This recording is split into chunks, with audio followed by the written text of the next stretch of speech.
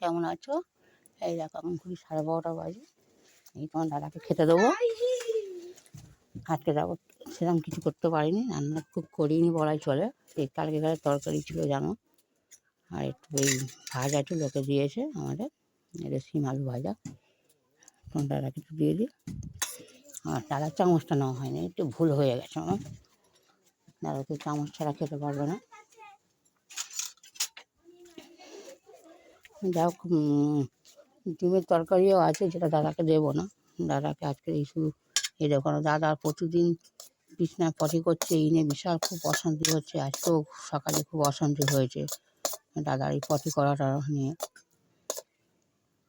তো ভাবছি আজকে সেরকম কিছু দেবো না। ওই একটু মাংসের তরকারি আছে, যে কালকে ঘরে আজকে ঝোল করেছি কী জন্যে, কারণ একটু নুন হয়ে গিয়েছিলো, ওর জন্য আজকে একটুখানি জল দিয়ে একটুখানি ঝোল ঝোল করে রেখেছি।